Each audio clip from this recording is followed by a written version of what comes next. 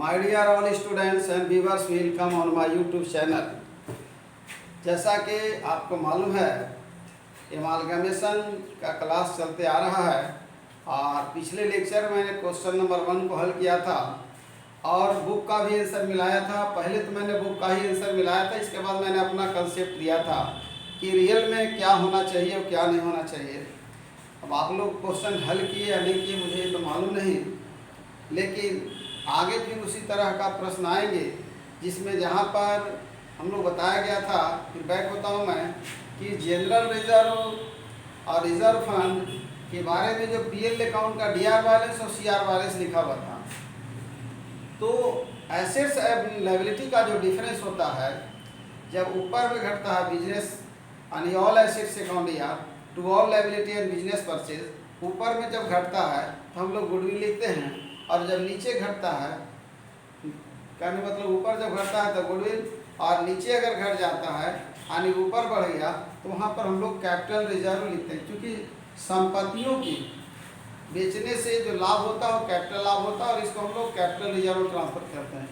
आज क्वेश्चन जो है वो दूसरे टॉपिक से है रिलेटेड, वहाँ था या नहीं भी था तो याद रखेंगे कि अगर कोई एक्सपेंसेज पेड किया जा रहा है और वो ट्रांसफेरर कंपनी दे रही या पेड कर रहा है तो उसका लेखा ट्रांसफेरर यानी वेंडर यानी विक्रेता के बही में किया जाएगा।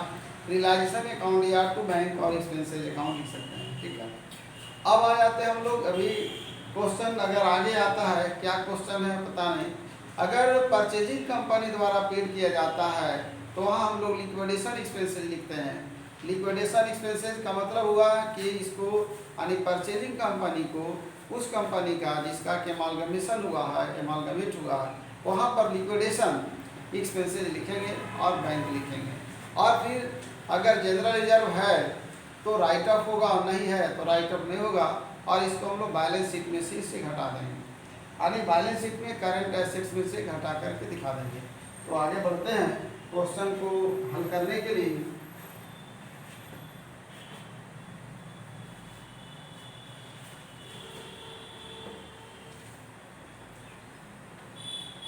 क्वेश्चन नंबर 2 है, following are the balance sheet of A limited and B limited who amalgamated and form C limited. Balance sheet following are the balance sheet, निम्नलिखित बैलेंस शीट है ए और बी लिमिटेड का, who amalgamate जो amalgamate हुए और form की सी limited, कहने मतलब ए और बी मिल करके एक नई कंपनी सी का निर्माण करते हैं। सी हो गया ट्रांसफेरिंग कंपनी, ए और बी ट्रांसफेरर यानी वेंडर और सी परचेजर। बैलेंस शीट में शेयर होल्डर फंड दिया हुआ, शेयर कैपिटल दिया हुआ ₹10, general reserve profit and loss account दिया हुआ है, इसका आगे ट्रीटमेंट करेंगे। नॉन करंट लायबिलिटी 10% डिबेंचर है, इन नॉन करंट लायबिलिटी इसका भी treatment according to instruction of question और सिचुएशन ऑफ क्वेश्चन के आधार पर करेंगे। सन्ड्री करेक्टर एसेट्स दिया हुआ, fix assets current assets A B limited दोनों का। The purchase consideration is agreed upon 4 lakh and 3 lakh for A limited and B limited respectively. प्रत्येक ए और बी का परचेज कंसिडरेशन यहाँ दिया हुआ है। अभी तक परचेज कंसिडरेशन निकालने के लिए क्वेश्चन मिला नहीं है। आगे बढ़ते हैं, ए और बी लिमिटेड का हो गया, मतलब यहाँ परचेज कंसिडरेशन निकालने की कोई ज़रूरत नहीं है। Debenture of A limited are converted into 12% debenture of C limited. याद रखेंगे, जब डिवेंचर का कन्वर्ट करेंगे हम लोग इसको तो यानी वहाँ डिवेंचर को पेड करना पड़ता है, यहाँ सीधे पेड ना करके ही ले रहा है। तो डिवेंचर ऑफ ए लिमिटेड को लिखाएगा वहाँ 10% और फिर क्रेडिट हो जाएगा डिवेंचर ऑफ 12%, यानी डिवेंचर ए लिमिटेड सी लिमिटेड में जा रहा है तो 12% डिवेंचर लिखा जाएगा। केवल रेट ऑफ डिवेंचर को चेंज करेंगे। Expenses of amalgamation ₹10,000 are paid by C limited. C ने जो परचेजिंग कंपनी है वो एमालगमेशन एक्सपेंसेस 10,000 रुपये पेड किया, यानी सी यानी ए के बही में इसका लेखा नहीं होगा, सी के बही में लेखा करेंगे, जो कि लिक्विडेशन या एमालगमेशन एक्सपेंसेस अकाउंट या टू बैंक अकाउंट लिखाएगा सी के बही में। Purchase consideration is satisfied by the issue of share, यानी परचेज का जो कंसिडरेशन है is settlement by the issue of share, issue of share करके मतलब अंश का निर्गमन करके इसका सेटलमेंट किया जा रहा है। Pass necessary journal entries in the books of A limited and C limited, prepare the balance sheet of C limited after amalgamation considering in the nature of merger. क्योंकि अभी तो मर्जर का ही क्वेश्चन चल रहा है, जब परचेस नेचर आएगा तो यहाँ मर्जर में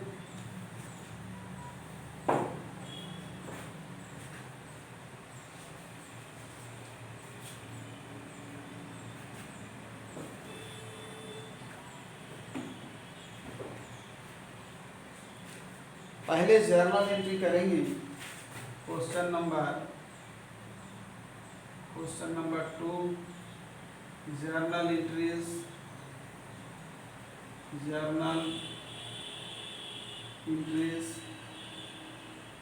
इन the books of A limited. A limited के वही होगा, पहला एंट्री होगा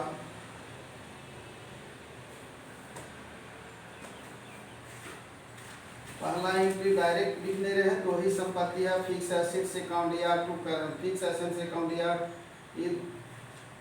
यानी फिक्स एसेट्स और करंट एसेट दो संपत्ति है, 4.5 लाख और 1.5 लाख का।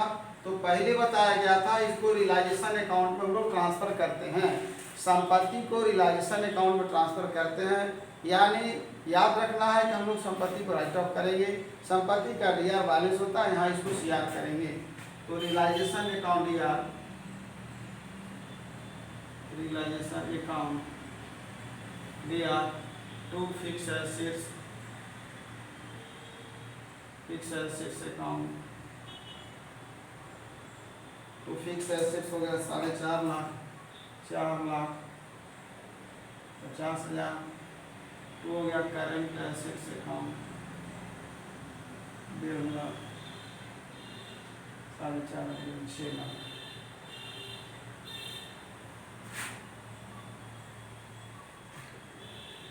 नारेशन लिखा हुआ है बीइंग ऑल एसेट्स, ऑल या various types of assets transfer to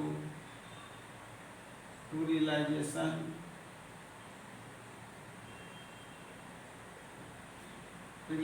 account. अब चूंकि इसका लायबिलिटी देखते हैं, लायबिलिटी में है एक है सैंडी क्रेडिटर और दूसरा डिबेंचर, अलग अलग करना होगा। सैंडी क्रेडिटर दूसरा, इसका अपोजिट एंट्री होगा सैंडी क्रेडिटर अकाउंट या to realisation account.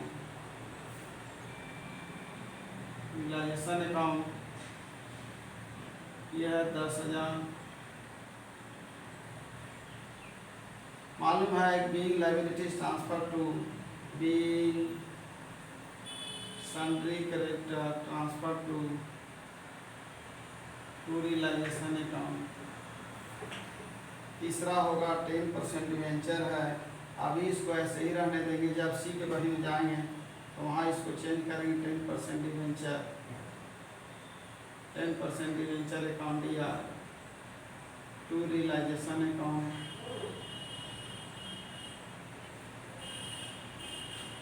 10% debenture account या टू रियलाइजेशन अकाउंट है 1 लाख।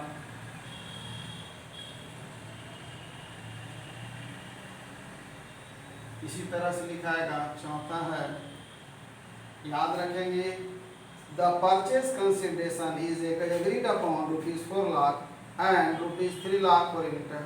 क्योंकि ए लिमिटेड का 4 लाख है, पहले परचेज प्राइस ड्यू का एंट्री करेंगे, यानी परचेजिंग कंपनी या C limited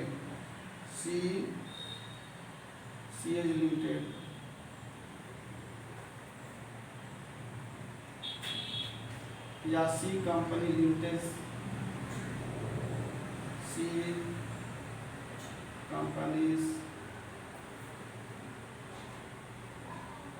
companies limited account या to realisation account. C company limited account या टू रियलाइजेशन अकाउंट ये खरीदा है 4 लाख में। यहाँ होगा B purchase price due, B होगा परचेज प्राइस ड्यू ये ड्यू का हो गया। इसका हम लोग ट्रांसफ़र का विनती कर देते हैं, मतलब किस चीज़ में मिल रहा है। तो आने, चूँकि ये है ट्रांसफेरर के बारे में, अगर कैश रहता तो कैश लिखाता, शेयर है तो शेयर लिखाएगा, इक्विटी शेयर कैपिटल लिखेंगे, इक्विटी शेयर्स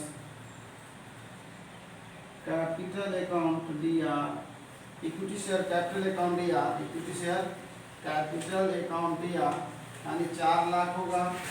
बाद में इसका वर्किंग नोट्स निकाल लेंगे, शेयर कितना पड़ेगा 4 लाख। तो याद रखेंगे सी कंपनीज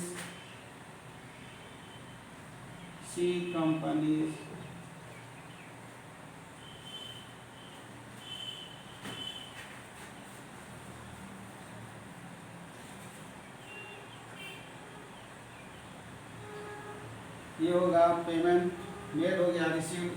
अब हम लोग प्रॉफिट लॉस का पता लगाएंगे, एक बही में नहीं कर देते हैं। लेजर होगा रियलाइजेशन अकाउंट,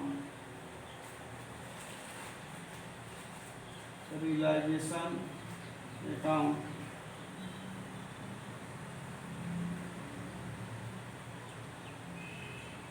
रियलाइजेशन अकाउंट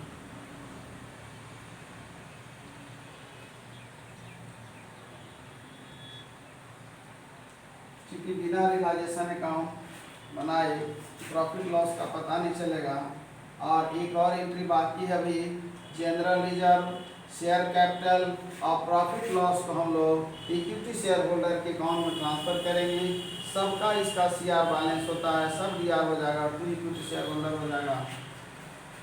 ये हो गया पार्टिकुलर अमाउंट रुपीज़, पार्टिकुलर और अमाउंट रुपीज़। अब यहाँ पर चलेंगे रियलाइजेशन अकाउंट या टू ऑल सन्ड्री एसेट्स, एक ही बार में लिख देते हैं, all sundry assets account, to all sundry assets 4.5 और 1.5 6 लाख हो जाएगा, 6 लाख हो गया। अब इधर तो नहीं दिख रहा, हम लोग को चलेंगे डिवेंचर है और creditor, by debenture by 10% debenture account, by creditor, creditor से अकाउंट 10,000, 1 लाख, 1 लाख। बाय लिखाएगा सी कंपनीज, सी लिमिटेड लिख देते हैं, C limited account, C limited में था 4 लाख, सी लिमिटेड में था 4 लाख।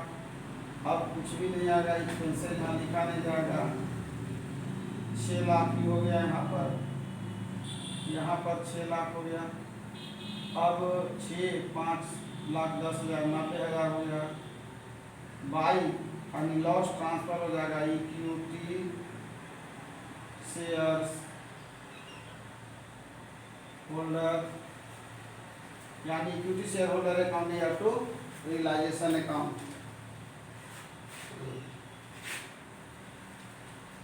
रियलाइजेशन लॉस ए का है 60,000, परचेज कंसिडरेशन ए लिमिटेड, उल्टा लिखा गया,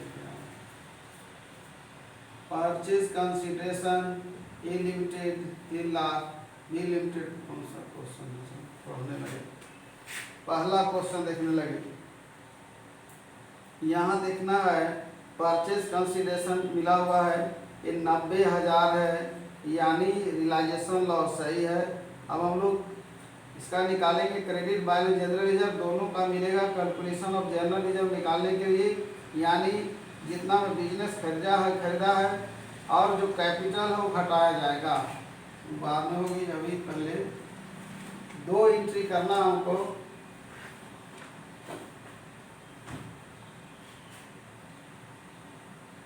पहला एंट्री करना है share capital, general reserve, profit loss को ट्रांसफर करेंगे। ये रियलाइजेशन बन गया है, इसलिए इसको मिटाने में कोई दिक्कत नहीं है।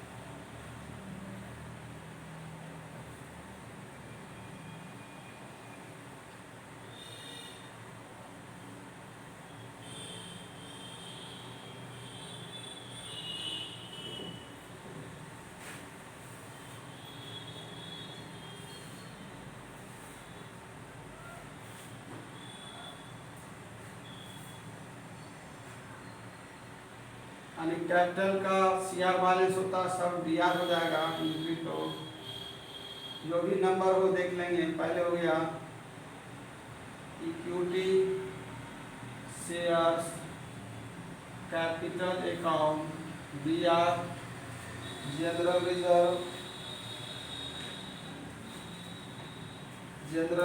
Account DR profit and loss account DR general reserve account DR profit and loss account DR। तो हो जाएगा इक्विटी शेयर्स होल्डर अकाउंट। चलिए यहाँ लिखते हैं 4 लाख है 60,000 और 30 4,90,000 4,60,000 4,60,000 4,90,000 यहाँ लिख देते हैं 4,90,000। अभी एक और एंट्री है कर देते हैं। जो भी एंट्री होगा देख लेंगे। यहाँ से आ जाएगा इक्विटी शेयर। इसका भी खाता बनाने से टैली करें। Equity shares holder account DR 2 realisation account 90,000। Being loss on realisation अब हम लोग जनरल रिजर्व या कैपिटल रिजर्व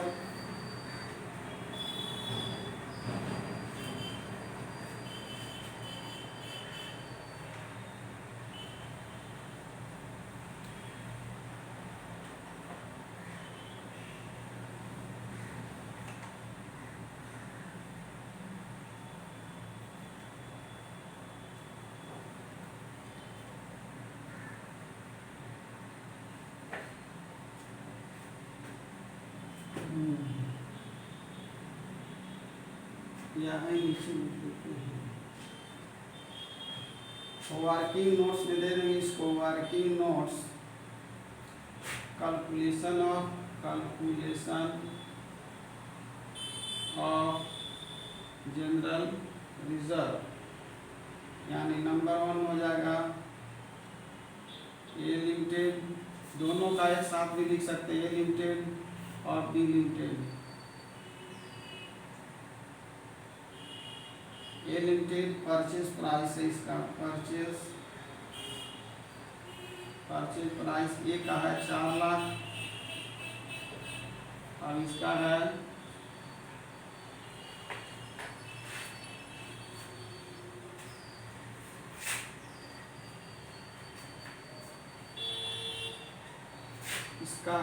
ए लिमिटेड 4 लाख और बी लिमिटेड का है 3 लाख।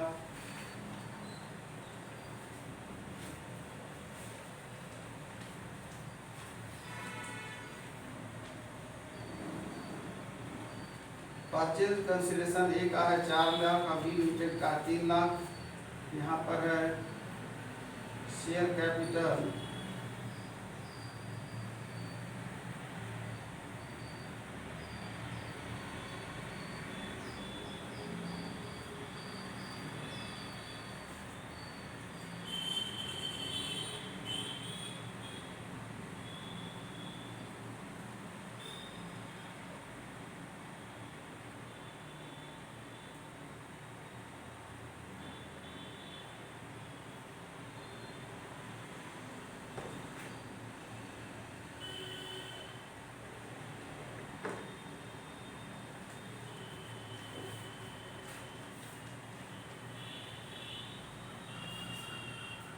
याद रखें। इसमें से लेस करना है equity share capital. Purchase price 4 lakh 3 lakh दिया हुआ, इक्विटी शेयर कैपिटल हो जाएगा, लेस हो जाएगा इक्विटी शेयर कैपिटल। ए का इक्विटी शेयर कैपिटल जो है ए का है 4 लाख और 3 लाख।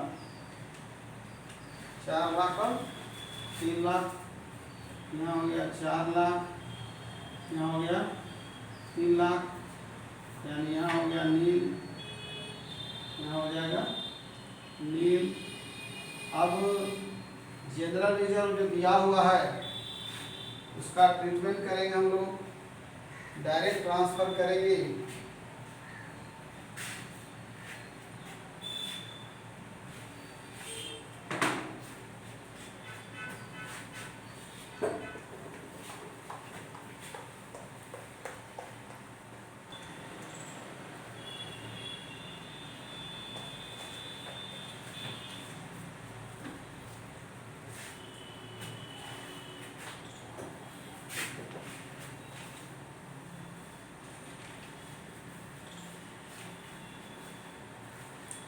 अब ए के वही में कंप्लीट हो गया है। अब हम लोग सी के वही में लेखा करेंगे। Journal entry in the books of C limited, journal entry in the books of C limited.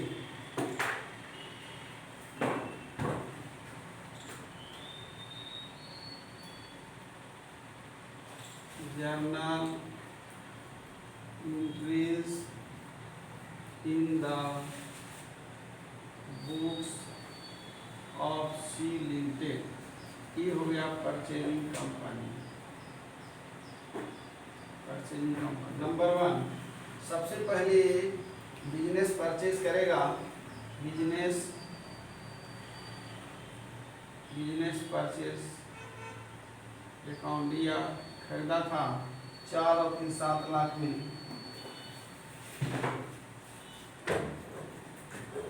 खरीदा था 4 लाख प्लस 3 लाख यानी 7 लाख में 2 देने वाले थे। 2 हो जाएगा ए लिमिटेड अकाउंट, फिर हो जाएगा 2 बी, ए बी एस कर देंगे, अच्छा रहेगा S B S limited beta limited account हो गया ये 4 लाख, इसका हो गया 3 लाख। बीम बिजनेस परचेज, बीम होगा बिजनेस परचेज, दूसरा होगा ऑल एसेट्स अकाउंट। या लिख सकते हैं फिक्स एसेट्स, इसका है 6 लाख। फिक्स एसेट्स जो है ए का है 4.5 और 2 7 लाख, 4 और 2 6 7 लाख हो गया, 4 और 2 6 7 लाख। यानी फिक्स एसेट्स, फिक्स एसेट्स ये अकाउंट दिया 7 लाख हो गया, 4 और 2 6 7 लाख। करेंट एसेट्स अकाउंट दिया 1.5 3 लाख हो गया, ये 3 लाख। ये हो गया ऑल एसेट्स अकाउंट। या 2 हो जाएगा बिजनेस परचेज अकाउंट, 2 हो जाएगा बिजनेस परचेज अकाउंट, सीधे हो गया ये 7 लाख।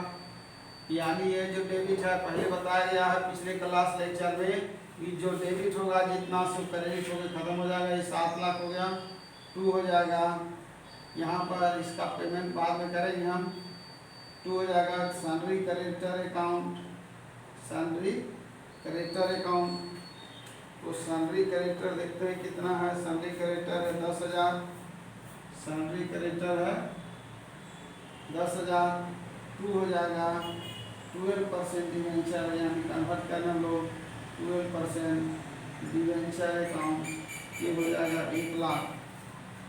याद रखना है कि क्रेडिटर दोनों का लिखाएगा 10 और 50 60,000 होगा, अकेले नहीं, एक का नहीं दोनों का खरीद रहा है। तो क्रेडिटर हो गया 1 मिनट, सैलरी क्रेडिटर 10,000 और 50 60,000 और डिवेंचर केवल 1 लाख है। 1 लाख डिवेंचर हो गया, केवल 1 लाख डिवेंचर और क्रेडिटर हो गया। और इसका general reserve statement of profit हो गया 60,000 और 30 90,000, 90 और 30 20 50।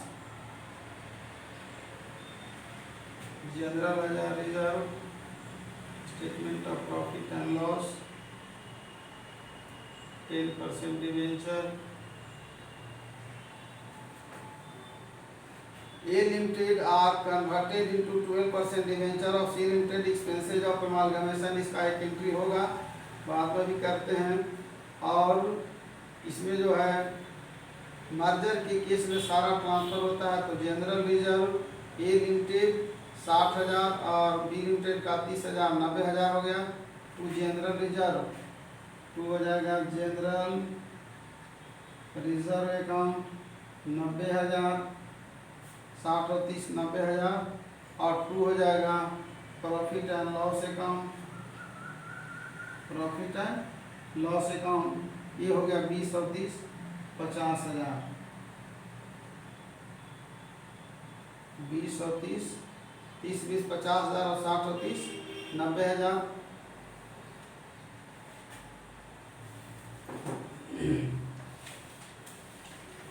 याद रखेंगे कि मर्जर के केस में सारा ट्रांसफर हो गया, फिक्स एसेट्स हो गया, फिर करंट एसेट्स हो गया, 7 3 10 लाख। अब इसको जोड़ेंगे कितना आता है डिफरेंस, ये हो गया 10 लाख, यहाँ हो गया 7 लाख, अभी 8 लाख, 7 लाख के 8 लाख हो गया, 6 और 9 15 50 60, 7 लाख के 8 लाख हो गया, 6 और 9 15 5 20 2 लाख 10,000 लाख हो गया बराबर 10 लाख हो गया बराबर।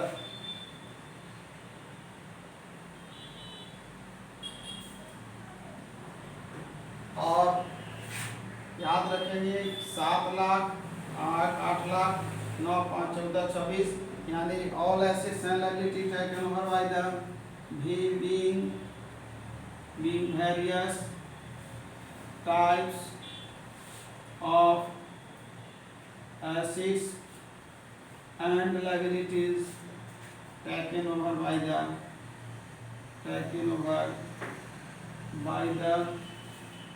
purchasing company।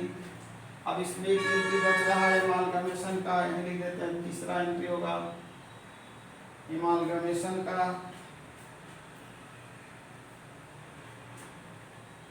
यानी एमालगमेशन एक्सपेंसेस अकाउंट या एमालगमेशन या लिक्विडेशन एक्सपेंसेस अकाउंट दिया। टू हो जाएगा बैंक अकाउंट, ये 10,000 हो गया, 10,000 इसमें से बैलेंस शीट में 10,000 ही घटेगा और इसको राइट ऑफ कर रहे हैं, तो इसका हो जाएगा एमालगमेशन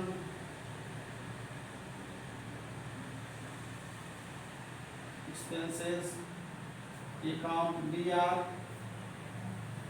टू हो जाएगा जनरल रिजर्व, और वहाँ जो जनरल रिजर्व जो है, यानी जनरल रिजर्व 60 और 30 90,000, याद रखेंगे ये जनरल रिजर्व है 60 और 30 90,000, उसमें से हम लोग जो 90,000 बैलेंस शीट में दिखाने लगेंगे वहाँ 10,000 लीज करेंगे।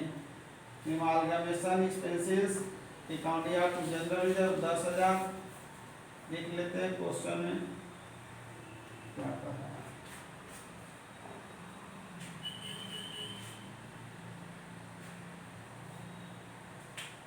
अभी एक एंट्री और होगा पेमेंट का, क्योंकि दोनों क्रेडिट है, डेबिट होकर खत्म होगा, डेबिट पेमेंट होगा। इसमें 10,000 है paid by C limited purchase consideration by the C limited दे रहा है, इसलिए इसकी बही में लिखा गया है। और credit balance of general reserve 90,000 दिया हुआ है, इसका आंसर वो क्या किया है वो बता दिया जाएगा।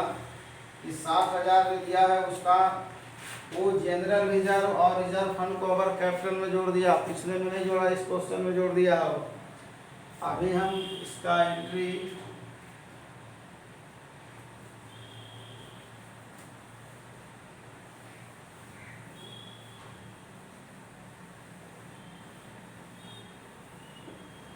ए लिमिटेड और बी लिमिटेड क्रेडिट था, अब डेबिट कर देते हैं इक्विटी शेयर कैपिटल दे करके।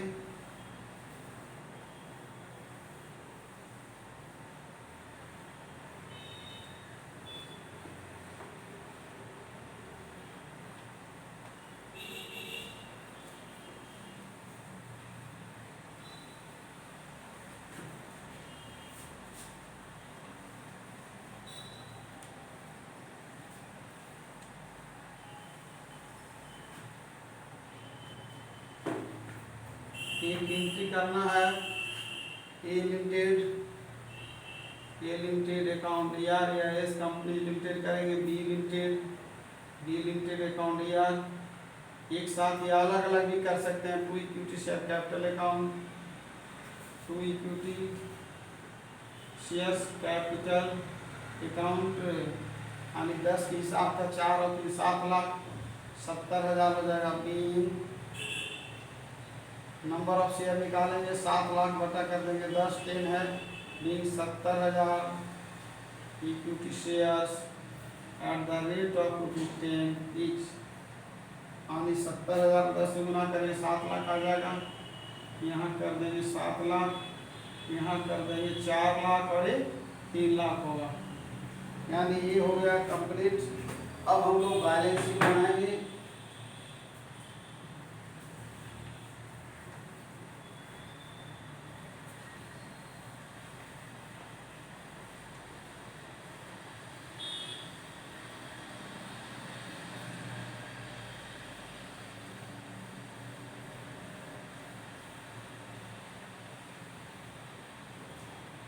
अब बैलेंस शीट बनाते हैं।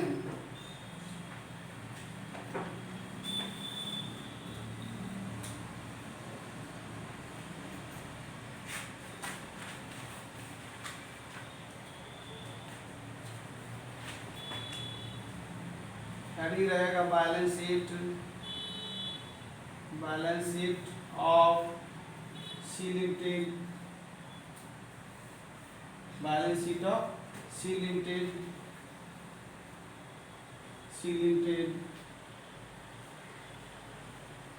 Balance sheet of C limited as on date रहेगा, डेट दिया भाई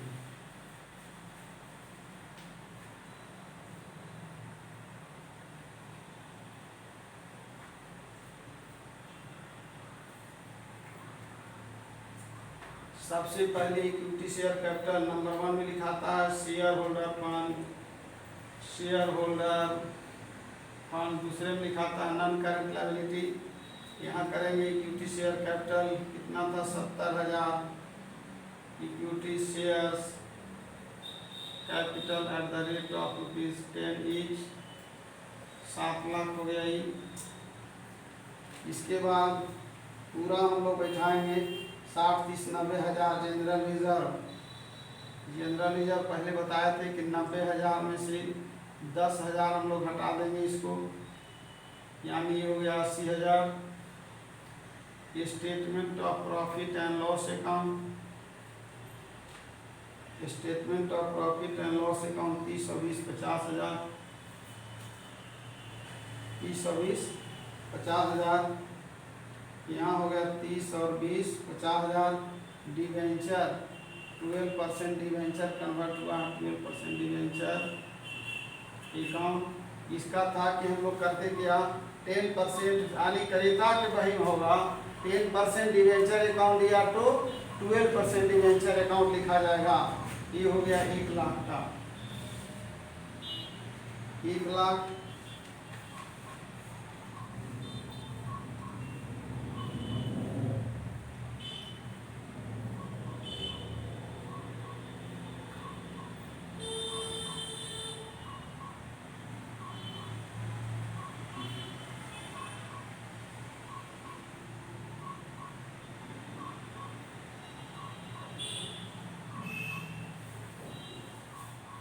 परचेज कंसिडरेशन हो गया है। अब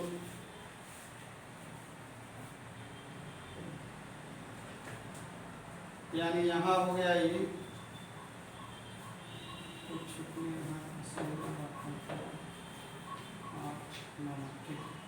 अब यहाँ पर लिखे हम लोग 12% डिवेंचर हो गया, क्रेडिटर छूट रहा है। ये हो गया नॉन करंट लायबिलिटी, पहला हो गया। दूसरा हेडिंग रहेगा नॉन करंट लायबिलिटी, तीसरा होगा करंट लायबिलिटी छूट रहा था, करंट लायबिलिटी है यहाँ पर 10,000 और 50 और 10 60,000 सन्डी क्रेडिटर, यानी ऐसे लिखा जाता है ए लिमिटेड 10,000 और बी लिमिटेड का करेक्टर जो है ये है बी लिमिटेड का 50,000, 50 और 10 हो गया 60,000, यानी यहाँ जोड़ देंगे तो 7 1 8 और 8 5 13 19, 6 5 11 8 19 के 9 90,000 ही हो गया। 9 8 5 19 9 में 1 1 2 7 9,90,000 बैलेंस शीट मिल गया। लेकिन वो 90,000 जनरल रिजर्व नहीं आ रहा है। यहाँ पर हम लोग लिखेंगे सबसे पहले, यहाँ भी नहीं लिखे, इक्विटी एंड लायबिलिटी लिखाएगा। पहले क्वेश्चन में लिखा हुआ था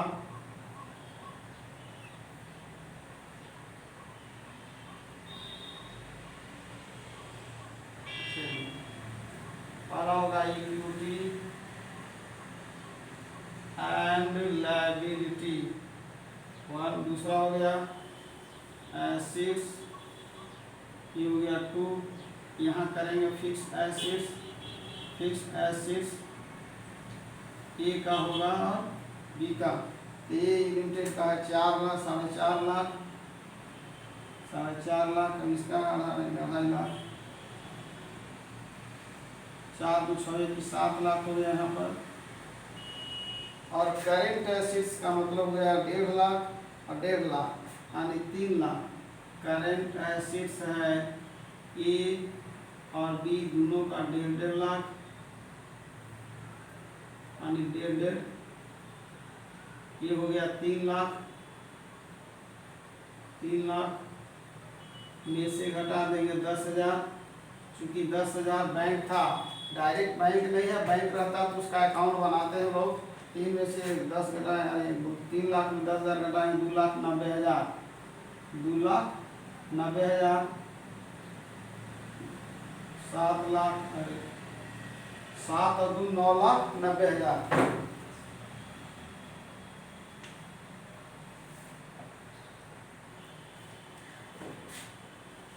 यहाँ पर क्वेश्चन हल कर दिया गया, यानी मर्जर के केस में जनरल रिजर्व और अगर रिजर्व फंड दिया हुआ है तो यहाँ ट्रांसफ़र किए, यानी जिस तरह से कल क्वेश्चन हल किए थे, जो बाद में हल किए थे उसी का रूप। तो एक्यूरेट आंसर आ गया 9,90,000। बुक में 90,000 अलग से CR बैलेंस दिया हुआ। इसका कारण है कि वो जनरल रिजर्व का जो है, यानी सी लिमिटेड में जनरल रिजर्व को लेखा करते समय वहाँ नहीं ले जाया गया, यानी 60,000 और 30,000 को छोड़ दिया, 60 और 30,000 का, जिसके कारण वो बैलेंस आ गया। यहाँ हमसे सुनेंगे कि ये 60 और 30 90,000 है, जो कि पूरा संपत्ति और दायित्व के ले लिया मर्जर के केस में, तो वहाँ 60,000 और 30,000 को गायब करके वहाँ क्रेडिट बैलेंस शो कर रहा। तो यहाँ पर समझना ये होगा कि यहाँ कुछ भी नहीं होगा, यानी जो 60,000 30,000 दिया हुआ है हम न लिख करके उसको CR बैलेंस करने की जरूरत नहीं है।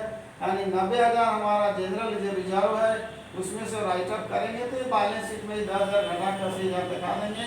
और चूँकि ये बैंक है, करंट एसेट में बैंक शामिल है, नहीं है तो करंट एसेट में बैंक आता है, कैसे नहीं आता है, तो 3 लाख में से 10,000 घटा के 2,90,000 लिखे और 7 और 2 9,90,000। यानी आज जो क्वेश्चन हल किया गया वो पहले से मिलता जुलता है, कहीं कोई इधर उधर नहीं किया, लेकिन एक आंसर दिया हुआ जिसे बुक देखने के बाद पता चलेगा कि 90,000 का जो बैलेंस दिया हुआ है वो रिजर्व CR बैलेंस बता रहा है, वो कहाँ से आया। तो लाया कहाँ से गया उसका मैं बता दे रहा हूँ। वो क्या किया कि जो ए लिमिटेड और बी लिमिटेड का जनरल रिजर्व है वो आज का किया कि कैपिटल में बनाते समय जोड़ दिया होगा और कैपिटल में जोड़ करके उसका बैलेंस ही दिखा दिया। फिर वही हाल यहाँ जोड़ो वहाँ घटाओ। कहने का मतलब कि मर्जर के केस में एक बात याद रखेंगे कि हर हालत में सारा संपत्ति सारा दायित्व को ट्रांसफर कर दिया जाता है। ठीक है, जो ये मालकमेशन एक्सपेंसेस जो ये दे रहा है, सॉरी सी दे रहा है, तो सी का देने से उसका पैसा घट रहा है। तो बैंक में जब यहाँ 10,000 घटाएंगे तो वहाँ जनरली ये सर राइट ऑफ इसलिए किया गया कि अगर हम एक जगह एंट्री करते हैं दूसरे के जगह पर नहीं करते हैं तो हमारा बैलेंस शीट नहीं मिलेगा। हम दूसरी चीज़ कि ये जो रिजर्व है उसका पैसा से ही ये एडजस्ट करेगा, कौन सी, क्योंकि रिजर्व का मतलब पहले से बचा हुआ पैसा है, उसी पैसे में से जनरल रिजर्व का ये राइट ऑफ करेगा। आज ये जो लेक्चर है यानी लेक्चर जो भी हो 5 नंबर, यानी अभी आपका क्वेश्चन नंबर 2 लगातार बन रहा है, यानी 2 और बनाने के बाद मर्जर से हम लोग कन्वर्ट करके चल जाएंगे परचेज नेचर में। चूँकि लेक्चर इसके हिसाब से मैं पढ़ा रहा हूँ कि प्रत्येक lesson, each and every lesson में लेक्चर जो पहले से डिटरमाइंड है उसी के अनुरूप मैं पढ़ा रहा हूँ और उसी सिलेबस के अनुसार भी चल रहा हूँ। जो लेसन आसान है उसमें तो बहुत सारा क्वेश्चन बन जाता है, लेकिन चूँकि ये थोड़ा सा टफ लेसन है तो एक ही लेक्चर में 2 क्वेश्चन बना देना पॉसिबल नहीं है। कारण कि अगर हम डायरेक्ट छाप देते बना देते हैं तो आपको समझ में नहीं आएगा कि कौन कहाँ कैसे अमाउंट आया, किस तरह से कैलकुलेशन किया गया इत्यादि। इन सारी बातों को ध्यान में रखते हुए ये वीडियो तैयार किया जा रहा है और आप वीडियो को पूर्ण रूप से सीरियसली देखिए उसको, और नहीं समझ में आता है तो आपको जो है सिस्टम बताया गया है पहले से कि आप कैसे हमसे पूछ सकते हैं, सारा विधि व्यवस्था मालूम है। आज मैं अपने लेक्चर को एंड करते हुए अपने सभी छात्र छात्राओं व्यूअर्स को बहुत बहुत धन्यवाद देता हूँ।